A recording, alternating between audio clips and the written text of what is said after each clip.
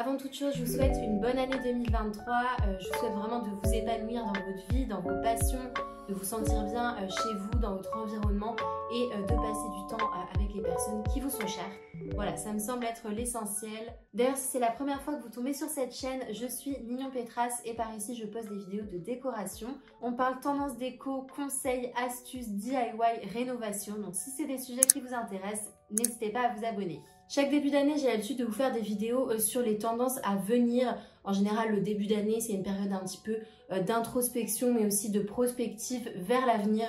Donc c'est une sorte de rite de passage. J'aime bien faire un petit bilan de ce que j'ai trouvé et de ce que moi je pense va être tendance dans l'année à venir. Alors les tendances, que ce soit dans le secteur de la déco, de la mode, de la food, du voyage, des voitures, tout ce que vous voulez, c'est pas quelque chose d'anodin. Il n'y a pas un mec derrière son bureau qui va se dire demain je veux que tout le monde porte des jupes rouges ou je veux que tout le monde peinte ses murs en vert. Rien à voir.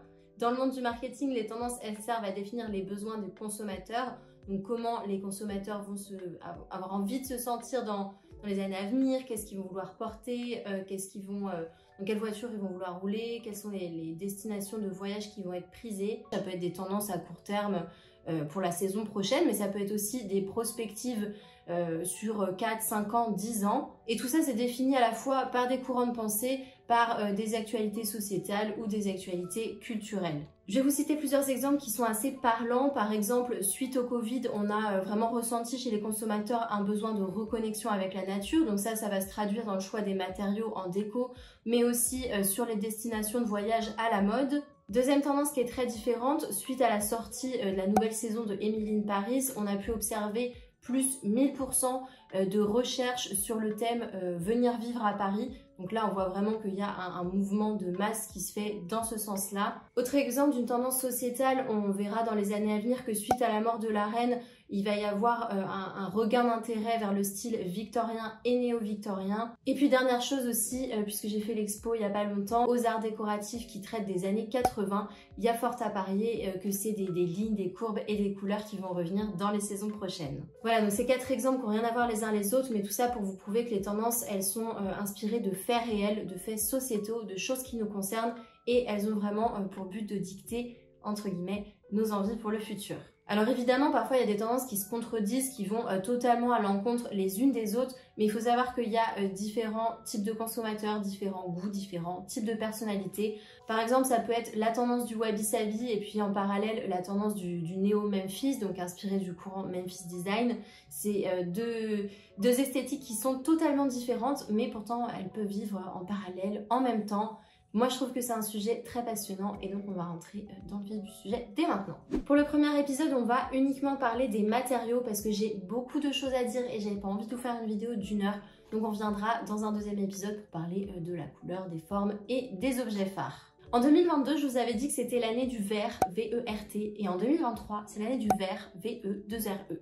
Vous me remercierez plus tard pour le jeu de mots, mais je n'ai pas trouvé mieux pour introduire ce sujet-là. J'ai l'impression qu'en ce moment, le vert, donc VE2RE, c'est vraiment son heure de gloire. On le voit partout, on en entend partout parler sur les blogs, les magazines, sur les salons.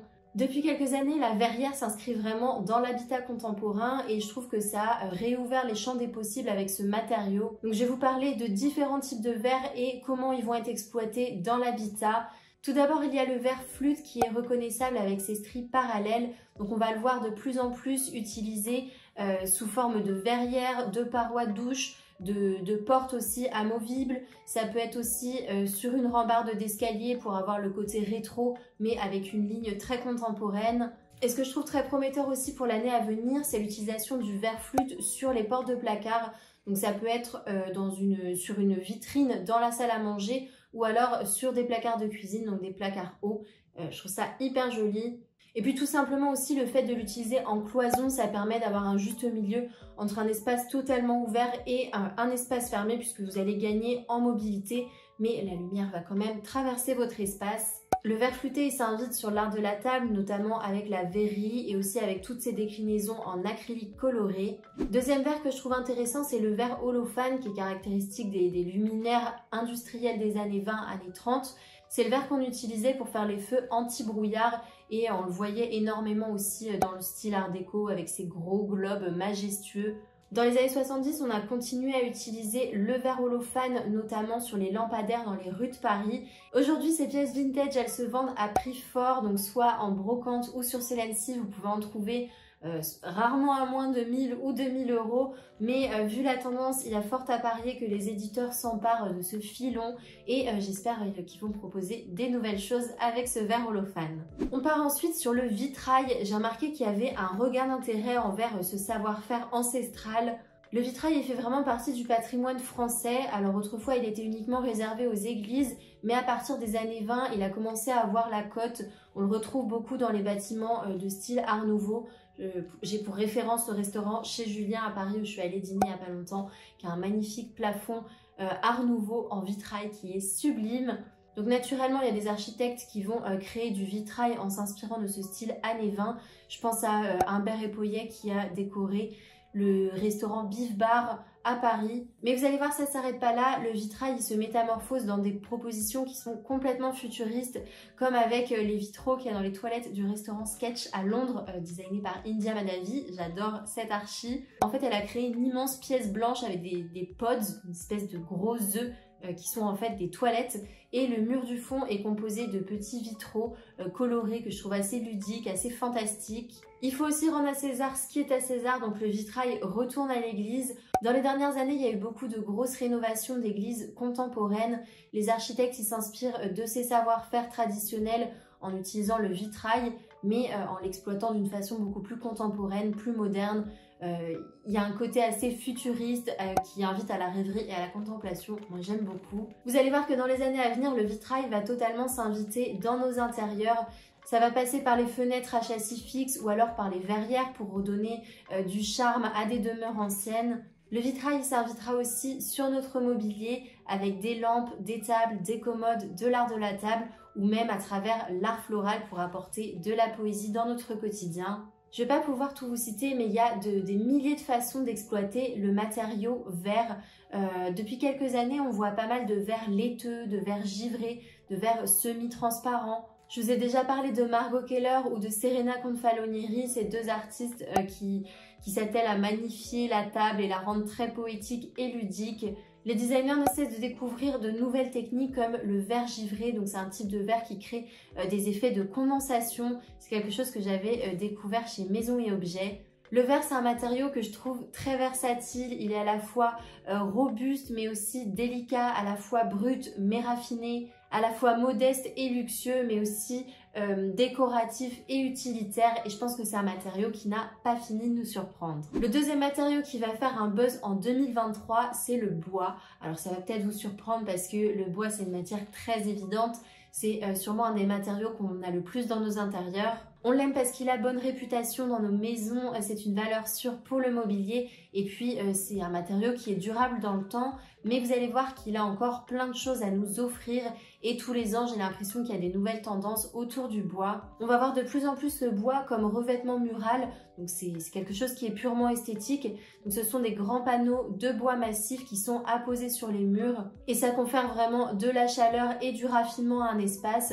Je vais vous montrer quelques exemples, vous allez voir que ça peut être exploité dans différentes ambiances, différents styles déco. Ici on retrouve des panneaux de chêne ornés de cadres pour une ambiance Japandi. Ici sur ce palier, l'archi a voulu créer un focus point dans une zone de passage, ça apporte un côté assez moderne dans une maison ancienne. Là je vous montre deux restaurants qui je trouve vont un peu dans la même direction. Les panneaux de bois, ils confèrent un côté un petit peu années 50, californien, avec une ambiance très chaleureuse. Là, on trouve des panneaux de bois dans les tonalités rousses qui filent sur un escalier. Donc là aussi, c'est très années 50. Encore un escalier ici, donc là, on voit vraiment qu'on redonne du charme à une maison ancienne. Ici, on joue avec la profondeur du panneau, avec ce grand lait de bois qui file sur le plafond. C'est très délicat et assez raffiné.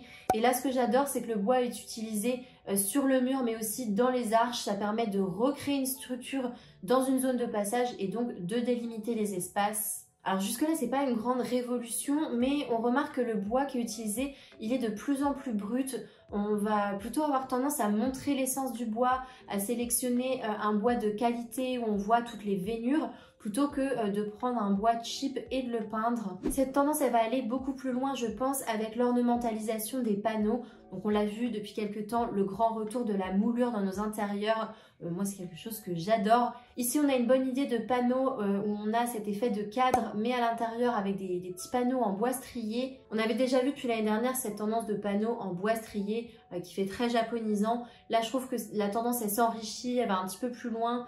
Et puis le bois, on va aussi le retrouver de plus en plus travaillé dans des formes organiques, comme ici avec les portes de placard ou sur ce panneau où on a les formes oblongues géométriques à l'intérieur.